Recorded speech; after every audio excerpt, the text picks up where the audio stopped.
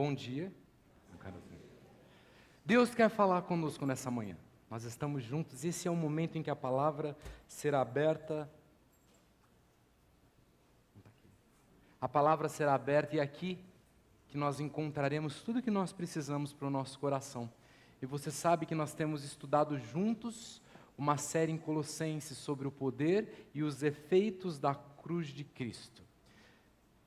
Efésios e Colossenses são duas cartas muito similares. Muitos textos que você encontra em uma, você tem um paralelo direto na outra. Eu te faço esse desafio, pegue as duas cartas e olhe as duas cartas e você vai perceber que muitos dos assuntos caminham em direção igual. As crianças podem sair para o culto infantil, tá bom? Elas caminham em direção igual, mas a centralidade, o objetivo central nas duas, ele é diferente. Enquanto em uma nós temos o casamento entre Cristo e a igreja, e mostrando a importância da igreja, essa é Efésios. Em Colossenses, nós enxergamos a centralidade e plenitude de vida em Cristo. Nós cantamos sobre isso hoje de manhã. Nós cantamos sobre ao único que é digno de receber a honra e a glória, a força e o poder. Nós cantamos sobre Cristo ser o centro diante das tempestades. E a igreja vivencia isso. A igreja precisa levar isso para a sua rotina, para o seu dia a dia. Quem é a igreja? Nós. Nós precisamos levar isso. E Paulo adverte os colossenses e os lembra que o que o inimigo vai tentar fazer com a igreja constantemente é tirar a centralidade de Cristo da igreja. Pessoas mentirosas, com argumentos falazes, como vimos a semana passada, pessoas hereges, com doutrinas falsas, em todas as eras da igreja, se adentram na igreja cristã e procuram tirar a centralidade de Cristo do Evangelho. O Evangelho começa a ser levado por outra direção. E muitas vezes nos dias de hoje acontece isso. Você fala, não pastor, a minha doutrina é firmada no Senhor. Eu creio que Jesus Cristo é a fonte da minha salvação. Mas muitas vezes nós temos expectativas erradas com a igreja que é de Cristo. Alguns termos para nós, eles se tornam termos relacionados à religiosidade, eles viram igrejes, né? Nós somos a igreja de Cristo, aí você completa. Mas aí você vai para a igreja e procura coisas na igreja, ou procura uma igreja que complete aquilo que você quer. Quem sou eu? Aí você pensa assim, eu tenho filhos pequenos, então eu preciso de uma igreja que tenha um suporte específico e ideal para os meus filhos pequenos. Eles precisam ter um departamento infantil colorido, eles precisam chegar ali e ter pessoas bem arrumadas para recebê-lo, com uma roupa limpa. E eu quero perceber que os meus filhos, quando entram na igreja, eles estão em um lugar bem planejado para eles. É assim que eu escolho a minha igreja. Ah, pastor, não, eu estou numa fase, eu não sou casado, e eu quero um lugar onde eu possa ter um complemento de atividades voltado para mim. Eu quero perceber que ali eu encontro realmente a minha agenda completa de vida. E assim eu vou ficar estabilizado. Ou aí você encaixa para você. Você começa a olhar e pensa assim, será que eu gosto desse louvor ou não gosto desse louvor? Como é que foi o estilo? Quem cantou e quem não cantou? Como é que é a estrutura? Gente, tudo isso não é o plano da igreja. Isso é importante? Sim. Isso é fundamental? Não. Nós precisamos pregar Cristo Jesus. Ele tem que ser a nossa centralidade.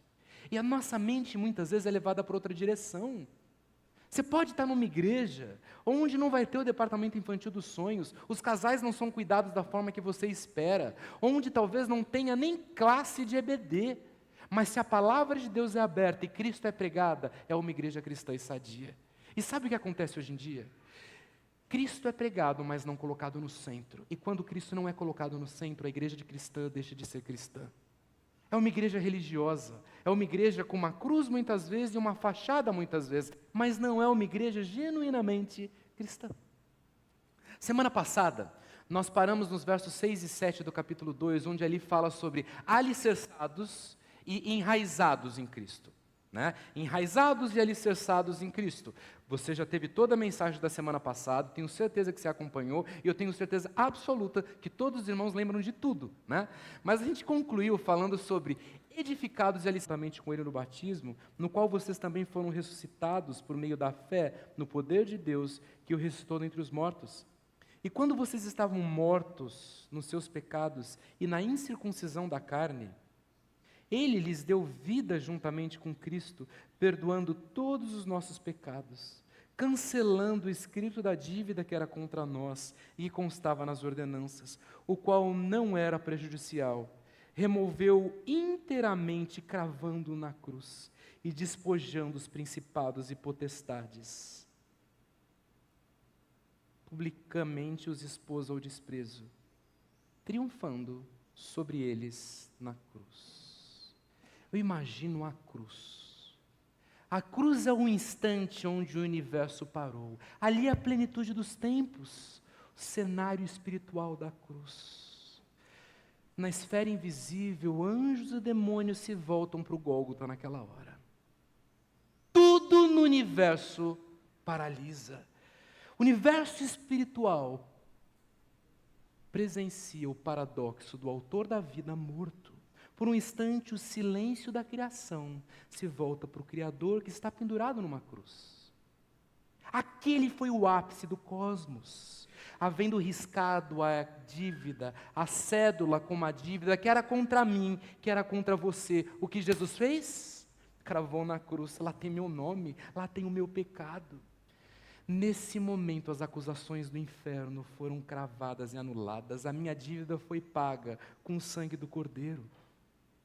O Verbo cravou definitivamente em público decreto, selando no madeiro. A reação do cosmos: houve trevas sobre a terra. O universo se veste de luto. A terra tremeu e as rochas se fenderam. A criação reage à redenção. O véu do templo se rasga. O caminho para Deus é encurtado naquela hora. Nós temos acesso ao Pai, o triunfo celestial. No mundo espiritual, principados diante do Filho. Potestades são despojadas, como lemos no verso 15. O que presencia a derrota se revela a mais absoluta vitória. O inferno é exposto à vergonha. Cristo, Cordeiro morto, triunfa como Rei. O Cordeiro é o leão. E isso ecoa na eternidade. Isso ecoa no Brasil no século 21. Isso ecoa no Rio Pequeno hoje, dia 12 de outubro de 2025. O universo inteiro se curva diante da cruz. A cruz é o ponto zero da história. E é para lá que diariamente precisamos nos voltar. O dia que o cosmos parou, olhando para o autor da vida morto, é o dia que mudou a minha história e a sua história. Porque o escrito da dívida foi cravado na cruz, e é isso que veremos nesse verso. Nós não podemos nos esquecer. O Deus que cravou o que era impagável humanamente por pecados. Com o seu sangue, Ele mudou a direção da nossa história. Com isso, a gente precisa se lembrar do seguinte: tudo sem Cristo é nada. Tudo sem Cristo é nada. Você pode ter chegado hoje de manhã aqui, bem, você não tem grandes problemas. Nada que assombre o seu sono. Nada que furte a sua paz. As coisas estão bem, mas se você não tem Cristo, você não tem nada. Na contramão disso, você pode ter chegado aqui hoje com a carteira lotada de problemas. Você pode escolher de qual problema você vai tratar hoje, mas, meu irmão, se você tem Cristo, você tem a plenitude de vida. É isso que esse texto nos ensina. Se nós tivermos Cristo, nele está toda a plenitude de vida. Tudo sem Cristo é nada. E que conselhos Paulo nos dá aqui? Ele começa no verso 8, dizendo o seguinte. Vamos ler juntos o verso 8, no que há na projeção? Tenham cuidado para que ninguém venha enredá-los com sua filosofia e vãs sutilezas.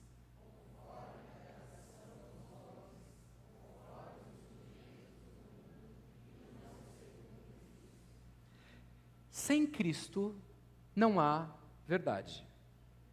Assim como desde os primeiros pais da igreja, indo na história Agostinho, Tomás, outros que escreveram, muitos dos seus escritos caminham na direção que toda verdade é verdade de Deus. Existe uma verdade absoluta, e essa verdade absoluta precisa ser relacionada com quem Deus é.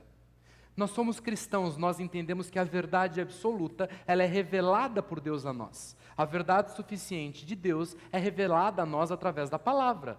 Toda verdade está aqui.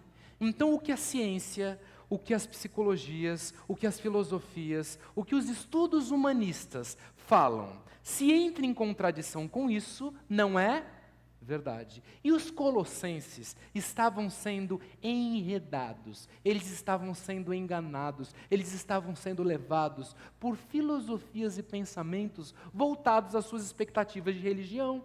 Muitos deles advindos de religiões gregas, advindos de busca pelo místico, buscando as questões que não tinham respostas humanas, as questões metafísicas. Eles buscavam uma salvação relacionada com aquilo que era místico.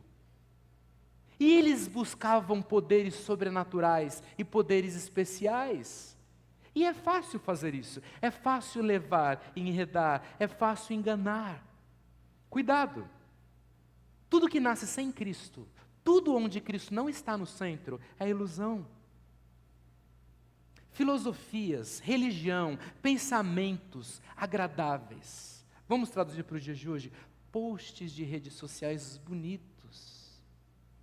Ideias trazidas, se não tiverem Cristo no centro, se não tiverem a palavra de Deus como fundamento, são enganosas aos ouvidos e ao coração. Filosofias humanas são como um poço, mas um poço sem água. Atrai o sedento, mas deixa eles depois ainda mais secos. Porque você chega no poço buscando refrigério e no final você não encontra nada, você sai vazio.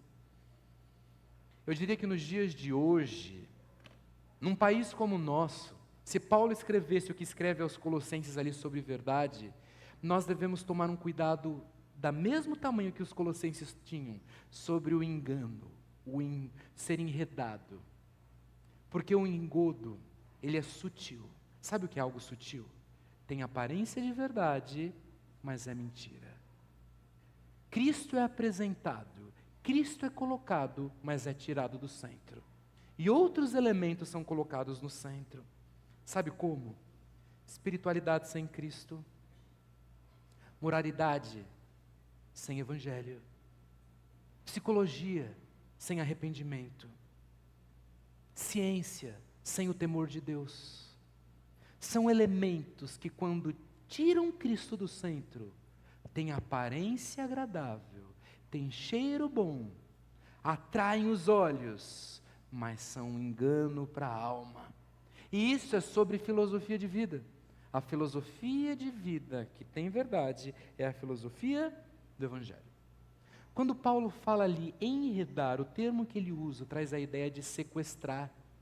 E esse termo era comum entre os colossenses, porque os sequestros aconteciam para tornar pessoas escravas. Os sequestrados eram vendidos. Aqueles que eram enredados tinham a sua liberdade cercida.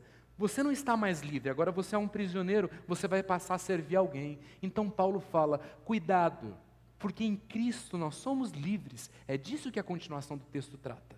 Cuidado, para que alguns com suas filosofias enganosas, com seus pensamentos traiçoeiros, não voltem a trazer vocês a pensamentos que os aprisionem. Uma vez libertos em Cristo, nossa alma está liberta para sempre, mas a nossa vida pode caminhar em prisão de vida, de caminho, de olhar, de cosmovisão. A gente parece que serve Cristo, mas com um peso. E quando Cristo é servido com um peso, nós estamos enredados em filosofias humanas. É isso que Paulo fala para aqueles irmãos. Conforme a tradição dos homens, conforme o rudimento do mundo, e não seguindo em Cristo. Há 3 elementos aqui colocados. Primeira coisa, baseado nas tradições humanas. Aqui, Paulo aponta mais para os religiosos, legalistas, talvez os judeus ou os judaizantes da igreja. Os rudimentos do mundo, faça dessa forma. Haja dessa forma, use essa roupa, faça assim, coma isso e não coma aquilo. Paulo fala, Cristo veio, a dívida está paga. Os rudimentos do mundo, as filosofias humanistas e religiosas nesse processo não podem te salvar. Paulo fala, religião pesa, os rudimentos do mundo, buscar as tradições, e aqui, tradições religiosas, tornam o cristianismo pesado. O cristianismo, o Cristo do cristianismo, muda de dentro para fora. E o que muitos buscavam fazer é agora transformar judeus em cristãos judaizantes, continuando com uma capa de religioso, mas com um coração sem Cristo. Olha lá, Cristo é tirado do centro. Segunda coisa, baseado em rudimentos do mundo, espíritos elementares. Aqui uma busca pelo místico, pelos astros, por aquilo que é sobrenatural. E eu diria que nós vivemos hoje na época da igreja, a gente vai isso mais para o final. Nós vivemos uma época que o secularismo, a questão da razão, já não é o plano. Principalmente nas últimas décadas, percebeu-se que a ciência não tem as respostas para o coração. Então a busca pela sensação, a busca pela experiência, a busca pelo sobrenatural é o que toma conta das novas gerações. Eu preciso estar numa igreja em que eu sinta, em que eu perceba, em que as sensações tomem conta do meu coração. Então muitas vezes mãos erguidas, e eu não condeno mãos erguidas, erguer as mãos para os altos, dizendo minha mão está limpa porque ela é lavada pelo sangue do Cordeiro, tem sentido. Mas muitos buscam mãos erguidas para que sintam o poder tomando conta de si. Eu quero entrar, eu quero sentir. Sabe o que é isso? Rudimento do mundo. Eu quero sentir. As sensações não mudam nada, as sensações têm relação com esfera, com ambiência, com proposta de manipulação. Era isso que os hereges faziam ali, rudimentos do mundo. A busca pela experiência. Não, não é isso, é Cristo. Tem dia que os colossenses poderiam levantar, não se sentindo salvos. Então eles buscavam a salvação. Como eu vou buscar a salvação? Desenvolvendo as questões místicas. Eu vou tentar buscar, desenvolver e perceber e sentir que eu sou salvo. Eu diria que hoje, tem dia que o cristão se sente, levanta, se sentindo não salvo. Isso não muda nada, porque a salvação ela é posicional, ela não é sensorial. Não tem a ver com o que pensamos, tem a ver com a fé que nós temos no sangue de Cristo. E uma vez na mão do Pai, ninguém arrebata. E ele termina dizendo, e não segundo Cristo. Tudo aquilo que é contrário à palavra de Deus é mentira. A ciência que contraria a palavra de Deus, ela é mentirosa e ela tenta enredar. A psicologia, que em alguns dos seus aspectos vai na contramão da palavra de Deus, ela é enganosa, ela é mentirosa, ela tenta enredar. Filosofias de vida, que tentam trazer busca e satisfação para a vida, tentam trazer resposta para o coração, são enganosas. Se não forem verdade de Deus, elas são mentira. A primeira verdade que nós temos é Cristo. A primeira verdade que nós temos é Cristo. Cristo. Mas que Cristo é esse? É o Cristo que tomava conta de um dia da semana dos Colossenses? Era o Cristo que seria a nova filosofia dos Colossenses? Paulo continua o texto demonstrando quem era esse Cristo. Quem é esse Cristo? Olha o que ele fala no versos 9 e 10. Porque nele habita corporalmente toda a plenitude da divindade. Também nele vocês receberam a plenitude. Ele é o cabeça de todo o corpo, principado. Ele é cabeça de todo principado e potestade. Tudo que não está em Cristo é incompleto. Tudo. Tudo que não vem de Cristo não é suficiente. Por melhor que seja, não vai trazer completude, não vai deixar você pleno. É o que Paulo fala aos Colossenses. Nele habita corporalmente toda a plenitude da divindade. Só em Cristo acontece isso. Cristo não é semelhante a Deus. Ele é plenamente Deus. O Deus encarnado, o Deus que veio pisar no nosso chão, o Deus que veio respirar o nosso ar, o Deus que veio sentir as nossas dores, o Deus que veio vivenciar as piores das nossas mazelas. Mas, paralelo a isso, como homem, ele é plenamente Deus. Somente Deus poderia resolver problemas espirituais. Somente o infinito poderia carregar a culpa do pecado que nos condenaria de forma eterna. Somente o eterno pode responder às questões da eternidade. Por isso que a plenitude está em Deus. Eclesiastes diz que o olam, no tempo, o universo, tem um vazio no coração do homem. Eclesiastes 3. Deus colocou esse espaço no coração do homem, que somente Deus pode preencher, porque Ele é a plenitude. Nele vocês receberam a plenitude. Ele não somente é, porque ser não mudaria necessariamente a nossa posição. Saber que Deus é pleno, o diabo sabe, mas isso não muda a sua situação. Mas quando Paulo fala aos Colossenses, Ele é plenamente divino, e vocês receberam a plenitude. Quem nós recebemos? O divino pleno. Nós recebemos o Cristo que é pleno. Ele é o centro da busca da igreja de Colossos. Ele deve ser o centro da busca da igreja de Rio Pequeno. Ele deve ser o centro da busca da vida do Felipe, da sua vida.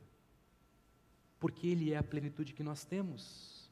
E Ele diz assim, nele estáis aperfeiçoados. Nele nós crescemos e mudamos. Algumas versões colocam dessa forma o verso 10. Nele nós temos a completude de tudo aquilo que precisamos. E é nisso que a gente precisa descansar. É nisso que a gente precisa descansar.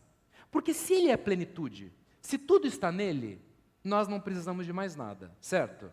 Aí você fala, pastor, se eu perder minha família, não vai ser bem assim.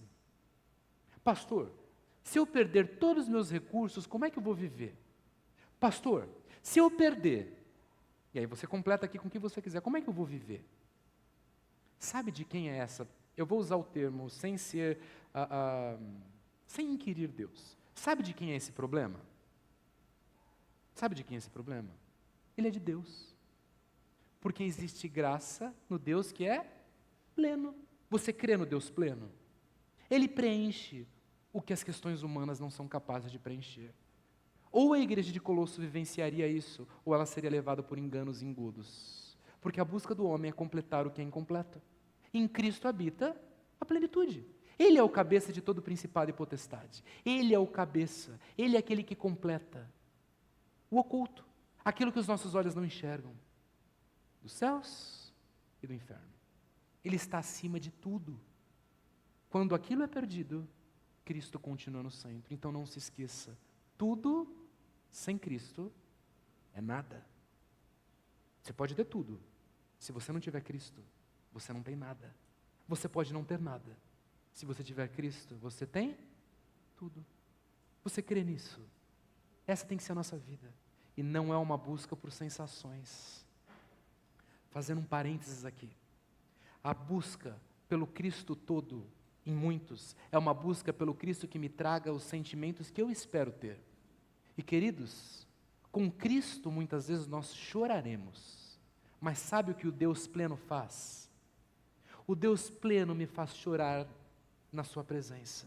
E na sua presença a plenitude de alegria. Com o Deus pleno nós podemos sentir dor. E o que nós queremos é não ter dor. A agonia da vida é o medo da dor. A dor da morte, a dor física, a dor da separação. E no meio dessa dor, o Deus pleno, que é a cabeça de tudo aquilo que não podemos segurar com as nossas mãos, Ele se torna completo. Ele se torna completo. Como é lindo presenciar testemunhos de pessoas que passam pelo vale e dizem, com o Senhor eu sou completo. Eu me lembro de uma irmã, e já citei isso algumas vezes, que em um domingo, alguns anos atrás, fez um churrasco com o seu marido e os seus 2 filhos. Na segunda-feira de manhã, o marido começa com sintomas pesados. Febre alta, vômitos, e ele precisa ser internado às pressas. Aquele homem passa por uma agonia na UTI, e ele morre. Enquanto ela entra na UTI, para presenciar o que havia acontecido com seu marido, os seus 2 filhos entram pela mesma porta com os mesmos sintomas do pai. Febre alta e todos os demais sintomas. E e os sintomas se agravando. Aquela mulher precisou sair do hospital com o corpo do marido e velá-lo. No velório ela ficou de pé. Em 2 dias a vida dela mudou do avesso. Ela continuava com os filhos internados, ela tinha o seu marido morto ao seu lado. E no velório do marido ela disse o seguinte: Deus tirou meu marido, Deus pode tirar os meus filhos, mas Ele não vai roubar a minha alegria, porque eu estou plena em Cristo. Ela estava triste, mas ela estava segura no Senhor. Tudo sem Cristo é nada. Nada sem Cristo é tudo. Você crê nisso?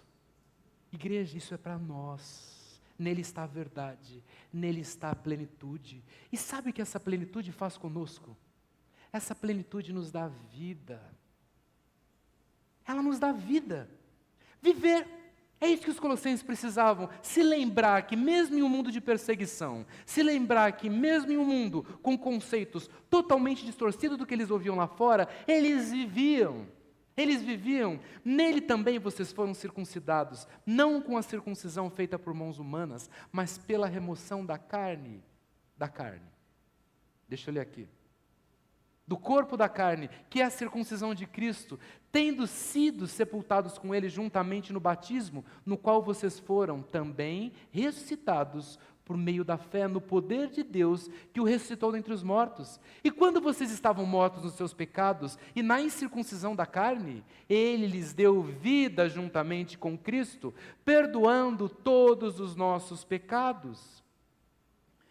Fora da cruz, nós estávamos mortos. Estávamos mortos, essa era a condição sem Cristo, essa era a condição dos colossenses, é isso que Paulo os lembra. Sem Cristo vocês estavam mortos.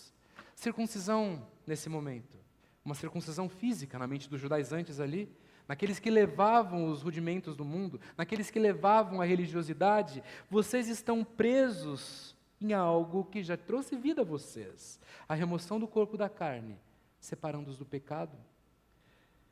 Aquilo não foi suficiente para trazer o apontamento da verdade e da vida. A lei apontava para a graça. A igreja de Colossos poderia vivenciar a graça. A lei hoje aponta para a graça. Não uma lei vivida, mas uma lei que demonstra que a plenitude em vida só é suficiente na cruz de Cristo. Batismo, uma demonstração de sepultamento da morte para a vida em Cristo. E ele diz assim: Deus o ressuscitou dentre os mortos, e quando vocês estavam mortos nos seus pecados e na incircuncisão da carne, Ele lhes deu vida juntamente com Cristo, cravando a dívida na cruz. Aqueles irmãos foram lembrados por Paulo de que a dívida estava paga. Tetelestai, foi consumado. Em todas as cartas de Paulo, a graça é apontada. Alguns momentos eles ficam mais evidentes os termos como aqui. Por exemplo, em Romanos 8, Paulo diz assim: quem tentará acusação contra os escolhidos de Deus? É Deus quem os justifica. Quem os condenará? Foi Cristo Jesus quem morreu. Foi Cristo Jesus quem morreu. Quando ele diz que, juntamente com ele no batismo, no qual vocês também foram ressuscitados por meio da fé. Quando ele diz da vida nessa fé, quando ele diz na vida depois dessa morte, ele diz que o nosso escrito de dívida não foi simplesmente perdoado, ele foi pago. É mais que perdão. Perdão é eu esqueço. Quando nós somos justificados, como em Romanos, a sua dívida está paga. Não há mais o que ser trazido à mesa, porque a sua dívida está paga.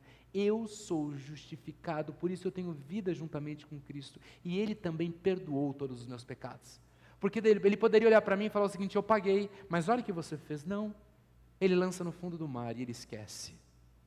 Eu posso ter certeza de vida, porque o meu pecado está pago. Minha vida está paga. Eu tenho vida. E é isso que Paulo lembra aos Colossenses. E ele termina dizendo o seguinte: vocês têm a vitória. Cancelando o escrito da dívida traz a vitória. Está cancelado. Isso é vitória. Que vitória vocês têm buscado? E constava as ordenanças, o qual nos era prejudicial, removeu-o inteiramente, cravando na cruz. e despojando principados e potestade, publicamente os expôs ao desprezo, triunfando sobre ele na cruz. Cancelamento da dívida está sobre nós. Ele triunfou sobre principados e potestades. Esse termo, essa frase traz a ideia a eles sobre as vitórias nas batalhas. Os inimigos eram trazidos e havia um desfile triunfal com os inimigos no meio de praça pública. E a cidade, talvez Colossos já havia presenciado isso. Eles viam os inimigos passando pela cidade, uma cidade menor, mas uma cidade que conhecia a história. Os inimigos desfilando no meio da cidade, derrotados. É isso que Paulo fala aqui.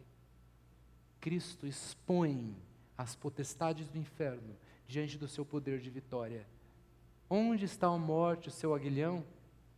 Ela foi vencida. O poder da ressurreição é sobre a igreja de Colossos. Não existe mais poder sobre principados e potestades. Em Cristo há vitória. Existe opressão? Sim. É o que Paulo nos lembra. O engodo, o enredo pode levá-los a vivenciar uma vida sem vitória. A vida de vitória está em Cristo. E se Cristo não estiver no centro, se Cristo não for o centro, uma vida de derrota pode ser traçada.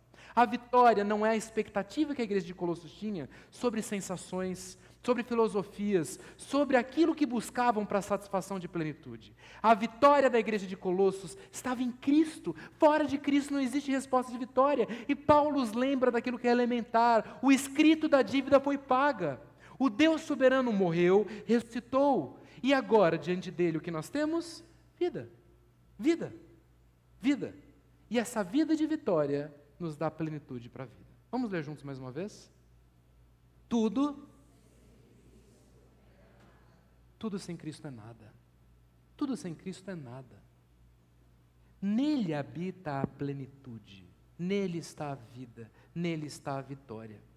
É nele. É nele. Como é que a gente conclui isso? O que vai mudar? E o que precisa mudar na nossa rotina? No planejar da nossa vida? Eu diria que a primeira coisa é Cristo é a sua verdade absoluta e plena. Sabe como você percebe o que é a sua verdade absoluta e plena? É aquilo que você pensa a semana inteira. É o que rouba o seu sono. Teve insônia essa noite? O que tomou conta da sua insônia? Qual foi a situação que constantemente vinha à sua mente? Aquilo é o que está tomando o trono que deveria estar Cristo. Quando Cristo é pleno, quando Cristo está no centro, o pensamento vem, porque nós temos uma velha natureza que tenta nos assombrar, que nos leva a uma vida de medo, que nos leva a uma vida de buscar respostas e soluções para os problemas. Cuidado com o enredo, cuidado com o engodo, cuidado com busca naquilo que vai satisfazer a expectativa da sua resposta para o problema que você tem. Está com problema no relacionamento. Aí você começa a ouvir conselhos. Aí você não dorme, porque você não está bem com seu marido. Você não dorme, porque seu filho não está da forma que você espera.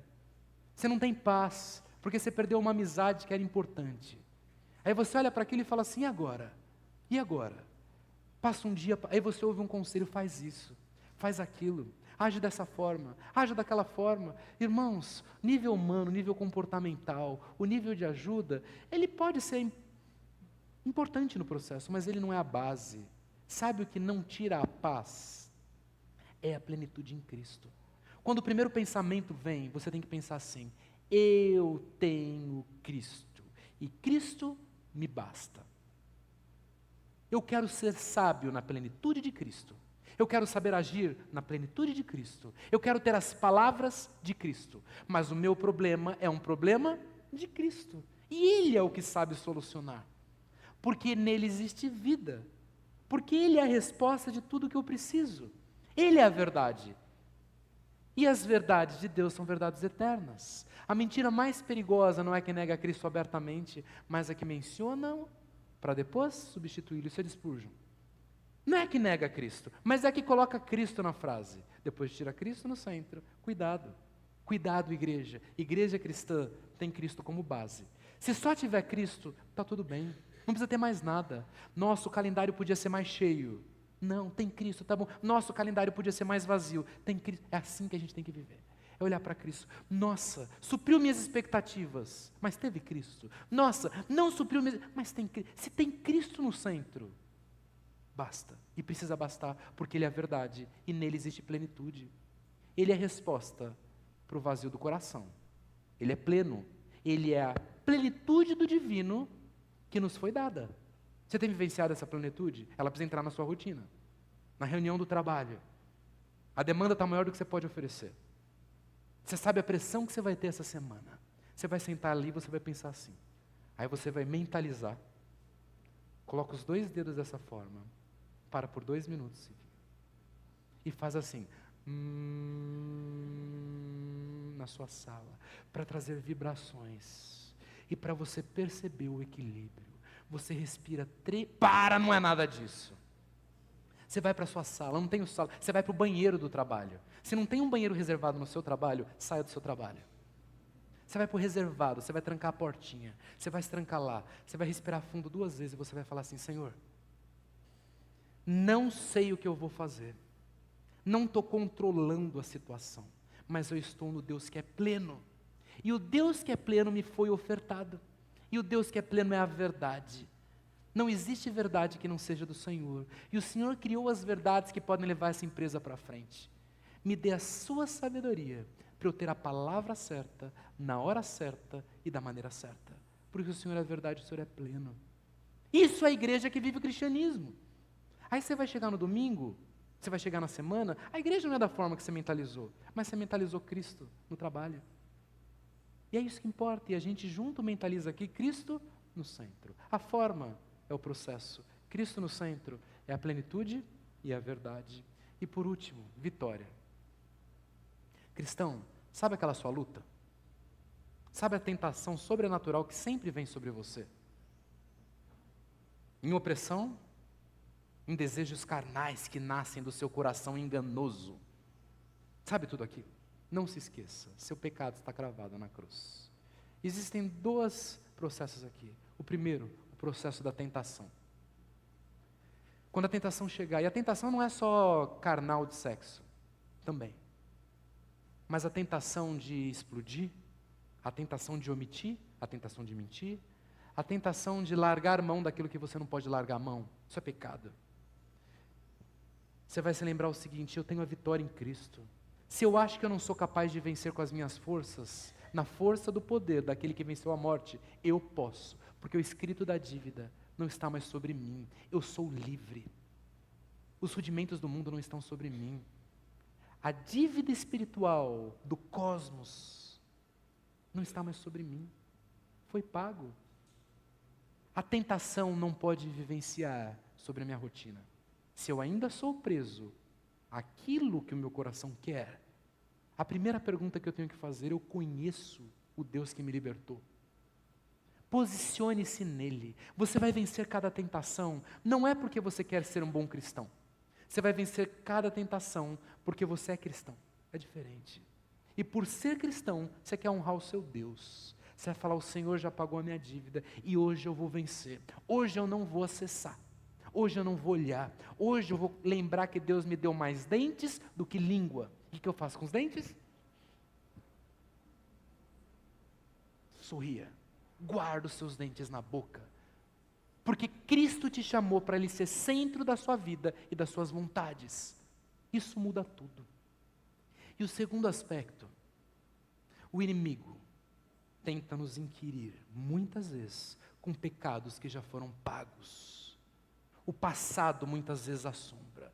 Lembra do que você fez no verão passado. E a cruz do Cristo te lembra: você foi justificado pelo sangue do Cordeiro. E o seu pecado está no fundo do mar. O escrito da dívida. A igreja não é para santos, a igreja é para lavados pelo Cordeiro que se tornaram santos. Não existe pecado que não seja imperdoável. Falou: Senhor, olha o que eu já fiz. Aí Ele lembra e olha para você e fala: mas você se lembra do que eu fiz? Eu morri por você. Eu paguei a sua dívida. Quando o passado tomar conta, você se lembra: eu estou em Cristo, e em Cristo eu sou santo e justificado. Quem tentará acusação contra os escolhidos de Deus? É Deus quem os justifica. Amém? Mas a gente pode falar só mais uma vez? Tudo? Você tem Cristo. Você não precisa de mais nada. Se você está aqui nessa manhã e você não tem Cristo na sua vida, eu quero te dizer o seguinte: o que é ter Cristo? Você está separado de Deus. A Bíblia diz que o salário do pecado é a morte. A morte é a separação eterna de Deus. A morte anula o privilégio de falar com Deus. A sensação de que eu falo e que Ele não me ouve. A sensação de que eu busco, mas eu não tenho as respostas que eu preciso ter. Nós estamos mortos nos nossos delitos e pecados, o homem natural. Cristo é o Deus encarnado, que veio pisar o nosso chão, como eu falei, veio respirar o nosso ar, Ele veio morrer a nossa morte. Sem derramamento de sangue não há remissão de pecados, essa é a verdade de Deus. A Bíblia diz que o salário do pecado é morte, como eu citei. Você pecou? Você pecou? Morte. E essa é a morte que você vivencia hoje, se você não tem Cristo. Quando nós olhamos para Cristo, Ele se torna o substituto da sua morte. Quando com fé você entende que Jesus, o Cordeiro de Deus, veio tomar o seu lugar, você tem vida nele. E dizer: Senhor Jesus, eu creio que o Senhor veio tomar o meu lugar. Eu creio que a cruz era o meu lugar, a morte era minha, mas o Senhor tomou o meu lugar. Leva o meu pecado. Leve a minha maneira de viver, leve a minha hipocrisia, leve o fardo que é meu, porque eu não posso carregar. O Senhor Jesus se torna Salvador. Quando nós dizemos que Ele é nosso Salvador, é sobre isso. Ele leva o escrito da dívida que era nossa. Ele paga e já era. Mas isso você faz uma vez. Você olha para o céu e fala: Senhor Jesus, eu sou pecador e eu preciso de graça. Eu preciso de salvação. Perdoa os meus pecados. Quando isso é feito com o coração, Ele se torna Senhor, Salvador, e Ele se torna aquilo que é pleno para a sua vida. Se você não fez isso, faça isso hoje. Vida plena somente em Jesus Cristo. Vamos orar? Deus, obrigado por esse tempo juntos. Obrigado pela sua cruz, pela sua graça. Obrigado pela sua palavra que é suficiente. Em nome de Jesus. Ainda de cabeça baixa. Talvez você chegou aqui hoje de manhã sem certeza de vida eterna. Você vai à igreja, você é religioso. Isso é bom, mas não é suficiente. O que é suficiente é Cristo pagando o escrito da dívida que era sua. É uma vez você reconhecendo o seu estado de pecado e dizendo: Senhor Jesus, eu preciso de salvação. Eu creio na sua verdade que é absoluta. Se há dúvidas na verdade de Deus, que é a palavra de Deus, você não conhece a Deus. Porque a palavra de Deus é a verdade absoluta e plena. E a palavra de Deus hoje diz que a única maneira de ter o escrito da dívida paga é olhando para a cruz de Cristo. E talvez hoje você precisa de salvação. Você olha para a cruz e fala: eu reconheço o meu estado pecaminoso e eu entendo que eu preciso de Cristo. Alguém nessa condição? Eu quero orar por você. Você pode levantar sua mão, eu quero orar por você. Eu preciso de salvação. Eu preciso de graça. Eu preciso de Cristo. Alguém? Deus te abençoe. Ah, mais alguém? Eu preciso de Cristo. Eu preciso de salvação. Igreja, você que tem Cristo, está se lembrando que você tem Cristo, que você não precisa de mais nada? Planeje solução para os seus problemas, mas eles não podem roubar sua paz. Pense nas dificuldades que você tem, mas não viva pensando nas dificuldades que você tem. Viva pensando no Deus que você tem. E você tem o Deus que é pleno, o Deus que venceu a morte, o Deus que abriu a tumba e te trouxe vida e vida plena e abundante. Senhor, obrigado por isso. Obrigado pela salvação que nós temos no Senhor. Obrigado por pessoas que olham para a cruz e dizem: precisamos do Senhor, e carrega-nos em Ti. Nós queremos vivenciar o Deus perfeito que nós temos a cada amanhecer. E é no nome de Cristo, Deus perfeito encarnado, o Deus pleno, que nós oramos. Amém. Tudo sem Cristo